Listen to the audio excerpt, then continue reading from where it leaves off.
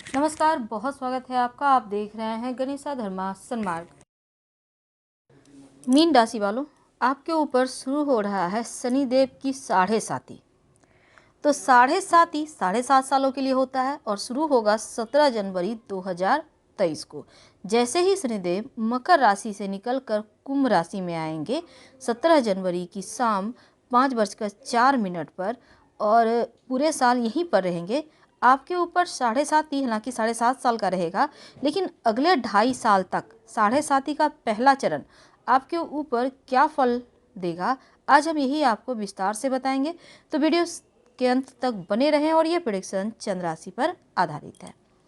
देखिए, 30 जनवरी की सुबह 12:02 यानी कि 31 जनवरी को वो अस्त हो जाएंगे और 6 मार्च तक अस्त अवस्था में रहेंगे और इसके बाद फिर से 17 जून को रात 10:48 से वक्री हो जाएंगे और 4 नवंबर 2023 को सुबह 8:26 पर फिर से मार्गी हो जाएंगे।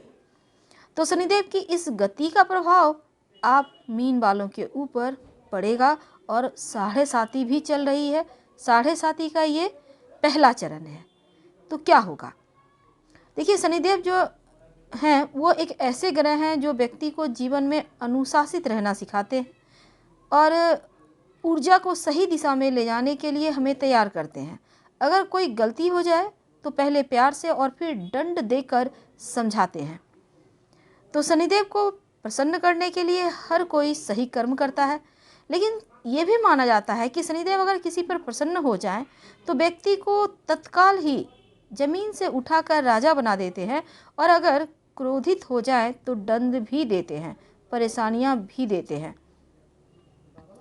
अब जैसे कि मीन वालों, शनिदेव आपके लिए जो साढ़े साती शुरू होगी, तो साढ़े साती शुरू होने से क्या होता है, थोड़ा तनाव बढ़ता है, रिश्तों में थोड़ी सी मुश्किलें आती है, स्वास्थ्य की समस्याएं परेशान करती है और ख़ासकर आपको पैरों में चोट से थोड़ा बचना होगा, बहुत संभल के रहना होगा। रिश्तों में समस्या या फिर वैवाहिक जीवन में अलगाव, माता पिता के स्वास्थ्य में कष्ट जैसी चीज़ें अक्सर साढ़े साती में होती है। वैसे तो मीन राशि वालों शनिदेव आपके एकादश और 12वें भाव के स्वामी होकर मीन राशि से द्वादश भाव यानी 12वें भाव में इस समय गोचर करेंगे और आपके साढ़े साती का प्रथम चरण की शुरुआत यहाँ से हो रही है।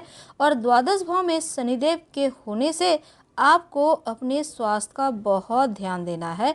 खासकर इस गोचर काल में 12वें भाव का जो शनिदेव है, पैरों में दर्द, एड़ियों में दर्द या फिर पैर में किसी तरह का चोट चपेट ना लग जाए, मोच ना आ जाए, ऐसी समस्या दिखेगी, इसका भी ख्याल रखें। इसके साथ ही आँखों की समस्या, आँखों की रोशनी का समस्या या आँखों की से पानी बहने की समस्या हो सकती है। तो पैर और आँख, इन दो चीज़ों का आपको ध्यान बहुत रखना है।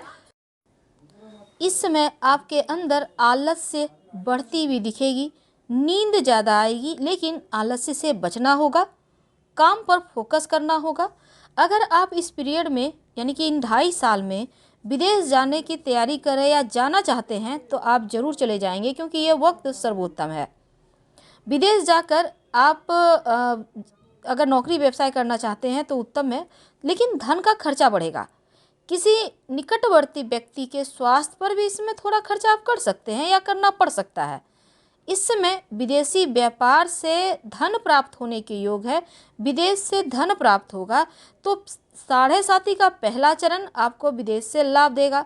कोर्ट कचहरी के मामलों से बचिए, अगर आप फंसे हुए हैं या यहाँ पर शत्रु विरोधी भी थोड़े परेशान कर सकते हैं तो ध्यान रखिएगा। अब 12वें भाव का शनि लंबी यात्राएं भी करवाएगा। कुछ यात्राएं तो आप नहीं करना चाहेंगे, लेकिन फिर भी करना पड़ेगा। थोड़ा मानसिक तनाव है, तो इस दौरान सही रास्ते पर चलें, भटकाव से बचें, नहीं तो शनिदेव जो न्याय के देव हैं, दंड देते भी देर नहीं लगाएंगे। तो इस बात को आपको समझना होगा। अब देखिए, दूसरी तरफ शनिदेव की जो दृष्टि है उसमें विष होता है और शनिदेव जिस भाव में बैठ जाते हैं उस भाव को रोशन करते हैं। तो खर्चों के भाव में बैठेंगे तो खर्च कराएंगे, विदेश से धन भी देंगे, ये विदेश भाव भी है, लेकिन उनकी दृष्टि आपके दूसरे भाव में है तो धन का खर्चा बढ़ रहा है, छठे भाव में है और नवे भाव में है। तो क्या होगा, बेवजह की यात्राएं, कोर्ट कचहरी के मामलों में अगर कोई पुरानी भी केस है तो उलझाएगा ये समय। तो यहाँ पर आपको ध्यान रखना है। साथ ही आपके ऊपर कोई बड़ा आरोप लग सकता है या लगाया जा सकता है, इसका भी आपको ध्यान रखना होगा। तो पुरानी बीमारी से अगर आप परेशान हैं तो इस पीरियड में आप दवाई वगैरह समय पर लेते रहें तो उत्तम रहेगा। और नौकरी की तैयारी कर रहे हैं, छोटी मोटी मुश्किलें हैं, लेकिन आप फोकस बनाए रखें तो बड़ा टेंशन नहीं है, चीज़ें सॉल्व हो जाएंगी। तो साढ़े साती जैसे ही शुरू हो रही है, वैसे तो साढ़े साती का प्रभाव 6 महीने पहले से ही दिखना शुरू हो जाता है, लेकिन इस पीरियड में आपको कुल मिलाकर सावधान रहना है और धन के मामलों में उधार देने लेने से बचें, क्योंकि थोड़ी बहुत आर्थिक समस्याएं इस पीरियड में परेशान कर सकती है।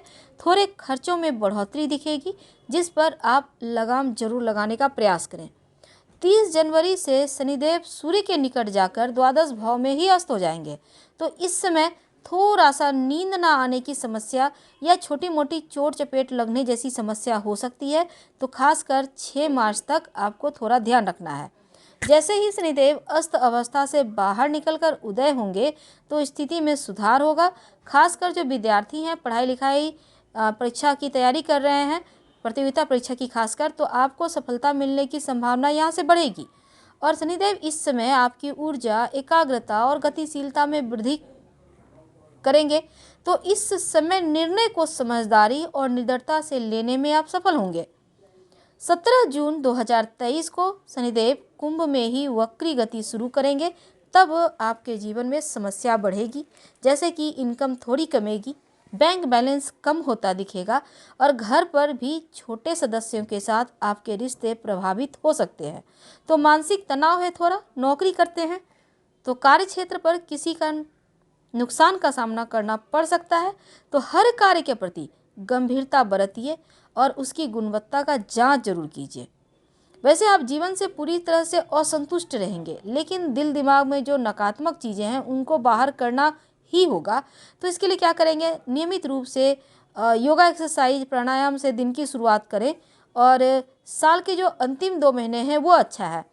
रोज शाम में ओम शनिश्चराय नमः का जप करते रहें।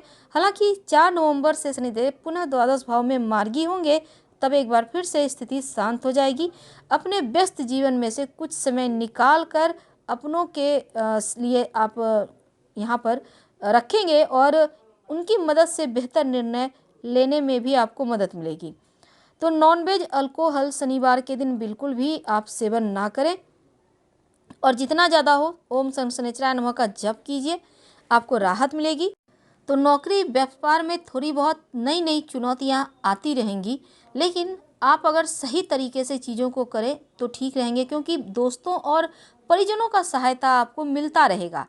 पर वाहन चलाते समय थोड़ा सावधान रहिएगा, क्योंकि घटना दुर्घटना के योग बने हुए हैं।